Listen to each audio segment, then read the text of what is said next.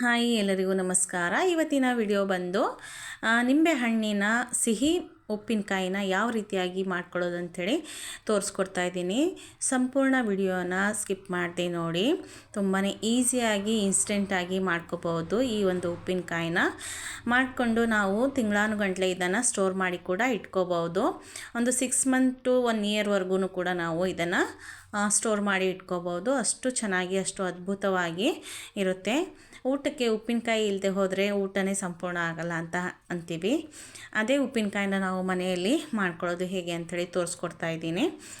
ವಿಡಿಯೋನ ಸ್ಕಿಪ್ ಮಾಡದೆ ನೋಡಿ. ಹಾಗೆ ಯಾರೆಲ್ಲ ನನ್ನ ಚಾನಲ್ಗೆ ಹೊಸಬರಾಗಿದ್ದೀರಾ ದಯವಿಟ್ಟು ಸಬ್ಸ್ಕ್ರೈಬ್ ಮಾಡ್ಕೊಳ್ಳಿ. ಹಾಗೆ ವಿಡಿಯೋ ಇಷ್ಟ ಆಗಿದರೆ ಒಂದು ಲೈಕ್ ಕೊಡೋದನ್ನು ಮರಿಬೇಡಿ. ಹಾಗೆ ನಿಮ್ಮ ಫ್ರೆಂಡ್ಸ್ ಫ್ಯಾಮಿಲಿಗೂ ಕೂಡ ಶೇರ್ ಮಾಡಿ. ತಪ್ಪದೆ ಕಮೆಂಟ್ ಮಾಡೋದನ್ನು ಮರಿಬೇಡಿ. ನೋಡಿ, ಇಲ್ಲಿ 1 kg ಆಗುವಷ್ಟು ನಾನು ನಿಂಬೆಹಣ್ಣನ್ನು ತೊಗೊಂಡಿದ್ದೀನಿ. ಹಣ್ಣಾಗಿರುವಂತಹ ನಿಂಬೆ ಹಣ್ಣನ್ನು ತೊಗೊಂಡಿದ್ದೀನಿ. ಅದರಲ್ಲಿ ಒಂದೊಂದು ಕಾಯಿ ಕೂಡ ಇದ್ದಾವೆ, ಪರವಾಗಿಲ್ಲ. ನೋಡಿ, ಈಗ ಇವೆಲ್ಲನೂ ವಾಶ್ ಮಾಡ್ಕೋಬೇಕು. ಇದನ್ನು ನೀಟಾಗಿ ತೊಳ್ಕೊಬೇಕು.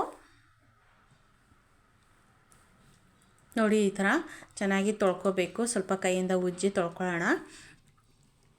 ನೋಡಿ, ಈಗ ಇದು ತೊಳ್ಕೊಂಡಾಗಿದೆ. ಇದರಲ್ಲಿರುವಂಥ ನೀರನ್ನು ತೆಗೆದುಬಿಟ್ಟು ಈಗ ಈ ಥರ ಆಗಿದೆ. ನೆಕ್ಸ್ಟ್ ಇದಕ್ಕೆ ಒಂದು ಬಟ್ಟೆಯಲ್ಲಿ ಇದನ್ನೆಲ್ಲವನ್ನು ಕೂಡ ಒರೆಸ್ಕೋಬೇಕು ನೀಟಾಗಿ.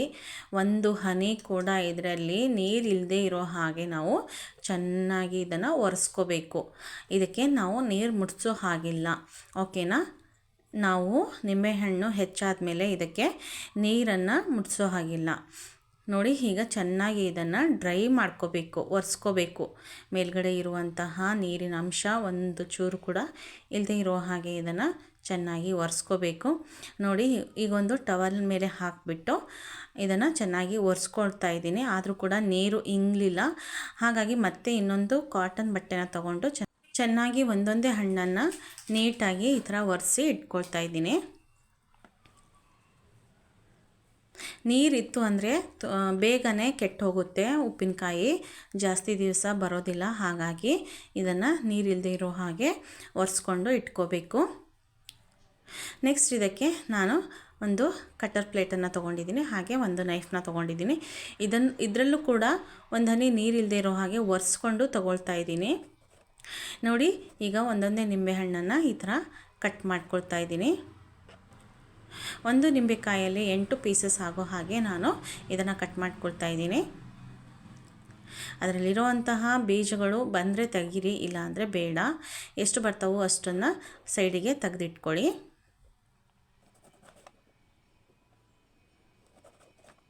ನೋಡಿ, ಈ ಥರ ಹೆಚ್ಕೊಳ್ತಾ ಇದ್ದೀನಿ ಎಲ್ಲವನ್ನೂ ಕೂಡ.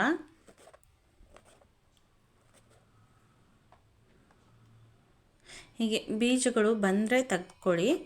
ಎಷ್ಟು ಬರುತ್ತೋ ಅಷ್ಟು ಬೀಜನ ಸೈಡ್ ಮಾಡಿಕೊಂಡು ತೆಗೆದು ಹಾಕ್ಕೊಳ್ಳಿ. ಫ್ರೆಂಡ್ಸ್, ಯಾರೆಲ್ಲ ನನ್ನ ಚಾನಲ್ನ ಸಬ್ಸ್ಕ್ರೈಬ್ ಮಾಡದೆ ನೋಡ್ತಾ ಇದ್ದೀರಾ ದಯವಿಟ್ಟು ಸಬ್ಸ್ಕ್ರೈಬ್ ಮಾಡ್ಕೊಳ್ಳಿ. ಹಾಗೆ ನನ್ನ ಚಾನಲಲ್ಲಿ ಹಲವಾರು ವಿಡಿಯೋಗಳನ್ನು ಅಪ್ಲೋಡ್ ಮಾಡಿದ್ದೇನೆ. ಸ್ವೀಟ್ ರೆಸಿಪಿ, ಹಾಗೆ non veg recipe, fish recipe, ಎಲ್ಲ ಥರದ ವಿಡಿಯೋಸ್ಗಳನ್ನು ಅಪ್ಲೋಡ್ ಮಾಡ್ತಾ ಇರ್ತೀನಿ. ದಯವಿಟ್ಟು ವಿಸಿಟ್ ಮಾಡಿ, ಒಂದು ಸಲ ವಿಸಿಟ್ ಮಾಡಿ ನನ್ನ ಚಾನಲಲ್ಲಿ ಇರುವಂಥ ವಿಡಿಯೋಸ್ಗಳನ್ನು ನೋಡಿ ನೀವು ಕೂಡ ಟ್ರೈ ಮಾಡಿ. ನೋಡಿ, ಈಗ ಎಲ್ಲವನ್ನೂ ಕೂಡ ಇದೇ ಥರ ಹೆಚ್ಚಿಟ್ಕೊಂಡಿದ್ದೀನಿ. ನನಗೆ ಸಪ್ರೇಟಾಗಿ ಇಷ್ಟು ಬೀಜಗಳು ಬಂತು. ಹಾಗೆ ಹಣ್ಣನ್ನು ಈ ಥರ ಹೆಚ್ಚಿಟ್ಕೊಂಡಿದ್ದೀನಿ. ನೆಕ್ಸ್ಟ್ ಇದಕ್ಕೆ ಒಂದು ಬೌಲನ್ನು ತೊಗೊಳ್ತಾ ಇದ್ದೀನಿ, ಮಿಕ್ಸಿಂಗ್ ಬೌಲ್ನ.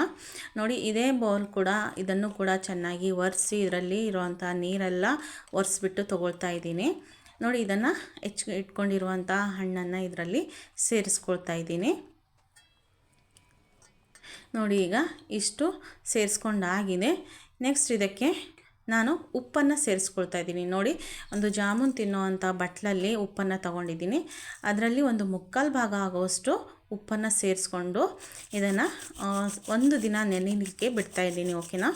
ನೋಡಿ, ಈ ಥರ ಮಿಕ್ಸ್ ಮಾಡಿಬಿಟ್ಟು ಇದನ್ನು ಲಿಡ್ನ ಕ್ಲೋಸ್ ಮಾಡಿಬಿಟ್ಟು ಇದನ್ನು 1 ದಿನ ಬಿಟ್ಬಿಡಬೇಕು. ಇದು ಚೆನ್ನಾಗಿ ನೆಂದು ನೀರು ಬಿಟ್ಕೊಳ್ಳುತ್ತೆ. ನೋಡಿ, 3/4 ಕಪ್ ಆಗೋಷ್ಟು ಉಪ್ಪನ್ನು ಸೇರಿಸ್ಬಿಟ್ಟು ಇನ್ನು 1/4 ಕಪ್ ಆಗೋಷ್ಟು ಉಪ್ಪನ್ನು ತೆಗೆದಿಟ್ಕೊಂಡಿದ್ದೀನಿ. ಏನಾದರೂ ಉಪ್ಪು ಕಡಿಮೆ ಆದರೆ ಆಮೇಲೆ ಸೇರಿಸ್ಕೊಳಕ್ಕಾಗತ್ತೆ ಅಂಥೇಳಿ. ನೋಡಿ, 1 ದಿನ ಆದಮೇಲೆ ಮತ್ತೆ ತೋರಿಸ್ತಾ ಇದ್ದೀನಿ. ಇಷ್ಟು ನೆಂದಿದೆ. ಈಗ ಇದರಲ್ಲಿ ನೀರು ಕೂಡ ಬಿಟ್ಕೊಂಡಿದೆ. ನೋಡಿ, ನಿಂಬೆಹಣ್ಣಲ್ಲಿರುವಂತಹ ನೀರು ಕೆಳಗಡೆ ಎಲ್ಲವೂ ಬಿಟ್ಕೊಂಡಿದೆ. ನೆಕ್ಸ್ಟ್ ಇದನ್ನು ನಾನು ಒಂದು ಪಿಂಗಾಣಿ ಡಬ್ಬಿಯಲ್ಲಿ ಸ್ಟೋರ್ ಮಾಡ್ತೀನಿ, ಓಕೆನಾ. ಈಗ ಒಂದು ದಿನ ಮಿಕ್ಸಿಂಗ್ ಬೌಲಲ್ಲೇ ಬಿಟ್ಟಿದ್ದೆ. ನೆಕ್ಸ್ಟ್ ಇನ್ನೊಂದು ದಿನ ಇದನ್ನು ನಾನು ಪಿಂಗಾಣಿ ಡಬ್ಬಿಯಲ್ಲಿ ಸೇರಿಸ್ಕೊಳ್ತಾ ಇದ್ದೀನಿ. ಇದು ಚೆನ್ನಾಗಿ ನೆನಿಲಿ ಅಂಥೇಳಿ ಅಷ್ಟೇ. ನೀವು ಬೇಕಾದರೆ ಇನ್ಸ್ಟೆಂಟಾಗಿಯೂ ಕೂಡ ಇದನ್ನು ಮಾಡ್ಕೋಬೋದು. ಅದು ಹೇಗೆ ಅಂಥೇಳಿ ತೋರಿಸ್ತೀನಿ ನೋಡಿ. ಈಗ ಎಲ್ಲವನ್ನೂ ಕೂಡ ಈ ಡಬ್ಬಿಯಲ್ಲಿ ಸ್ಟೋರ್ ಮಾಡಿ ಇಟ್ಕೊಳ್ತಾ ಇದ್ದೀನಿ. ಇದರಲ್ಲಿರುವಂಥ ನೀರನ್ನು ನಾನು ಚೆಲ್ತಾ ಇಲ್ಲ, ಅದನ್ನು ಕೂಡ ಇದಕ್ಕೆ ಸೇರಿಸ್ಕೊಳ್ತಾ ಇದ್ದೀನಿ. ಸೇರಿಸ್ಬಿಟ್ಟು ಇದನ್ನು ಇನ್ನೊಂದು ದಿನ ನೆನೆಯೋದಕ್ಕೆ ಬಿಡ್ತಾ ಇದ್ದೀನಿ ನೋಡಿ. ಈಗ ನೆಕ್ಸ್ಟ್ ಡೇ ತೆಗಿತಾ ಇದ್ದೀನಿ. ಈ ಥರ ನೆಂದಿದೆ. ನೆಕ್ಸ್ಟ್ ಇದಕ್ಕೆ ನಾನು ಈ ಥರ ಒಂದು ಪಾತ್ರೆಯಲ್ಲಿ ಸೇರಿಸ್ಕೊಳ್ತಾ ಇದ್ದೀನಿ, ಓಕೆನಾ. ನೋಡಿ, ಒಂದೇ ದಿನಕ್ಕೆ ನಿಮಗೆ ಉಪ್ಪಿನಕಾಯಿ ಬೇಕು ಅಂದರೆ ಒಂದು ದಿನ ಬೆಳಿಗ್ಗೆ ಕಟ್ ಮಾಡಿ ಹಾಕಿ ಸಂಜೆನೂ ಕೂಡ ನೀವು ಉಪ್ಪಿನಕಾಯಿನ ಒಗ್ಗರಣೆ ಹಾಕ್ಬೋದು. ಅದು ಹೇಗೆ ಅಂದರೆ ಈಗ ತೋರಿಸ್ತೀನಿ ನೆಕ್ಸ್ಟು ಹೇಗೆ ಏನು ಪ್ರೊಸೀಜರ್ ಮಾಡಬೇಕು ಅಂಥೇಳಿ. ಇದು ಇನ್ನೂ ನಮಗೆ ಚೆನ್ನಾಗಿ ನೆಂದಿಲ್ಲ, ಹಾಗಾಗಿ ನಾನು ಇದನ್ನು ಸ್ಟವ್ ಮೇಲೆ ಪಾತ್ರೆನ ಇಟ್ಬಿಟ್ಟು ಇದಕ್ಕೆ ಎಲ್ಲ ಉಪ್ಪಿನಕಾಯಿನ ಸೇರಿಸ್ಬಿಟ್ಟು ನೋಡಿ ಈಗ ಇದನ್ನು ಕುದಿಲಿಕ್ಕೆ ಬಿಡ್ತಾ ಇದ್ದೀನಿ. ಇದನ್ನು ಸ್ವಲ್ಪ ಬೇಯಿಸ್ಕೋಬೇಕು, ಅಂದರೆ ಮೇಲ್ಗಡೆ ಇರುವಂತಹ ಸಿಪ್ಪೆ ನಮಗೆ ಸ್ಮೂತಾಗಿ ಬರಬೇಕಲ್ವ. ಹಾಗಾಗಿ ತಕ್ಷಣವೇ ಇನ್ಸ್ಟೆಂಟಾಗಿ ತಿನ್ನಬೇಕು ಅಂತಂದರೆ ಈ ಥರ ಮಾಡ್ಕೋಬೇಕು. ಒಂದು ದಿನ ನೆನೆಸಿಟ್ಟು ಕೂಡ ಈ ಥರ ಮಾಡಿಕೊಂಡ್ರೂ ನಡೆಯುತ್ತೆ, ತುಂಬಾ ಚೆನ್ನಾಗಾಗುತ್ತೆ ನೋಡಿ. ಇದಕ್ಕೆ ಒಂದು ಬೌಲ್ ಆಗೋವಷ್ಟು ಬೆಲ್ಲನ ಸೇರಿಸ್ತಾ ಇದ್ದೀನಿ. ಸಿಹಿ ಬೇಕಲ್ವ, ಹಾಗಾಗಿ ಬೆಲ್ಲನ ಸೇರಿಸ್ಬಿಟ್ಟು ಇದನ್ನು ಚೆನ್ನಾಗಿ ಕುದಿಲಿಕ್ಕೆ ಬಿಡ್ತಾ ಇದ್ದೀನಿ, ಓಕೆನಾ. ಬೆಲ್ಲ ಕರಗಿ ಆದಮೇಲೆ ಈ ಥರ ಕುದೀತಾ ಇದೆ ನೋಡಿ. ಈ ಥರ ಚೆನ್ನಾಗಿ ಕುದಿಬೇಕು.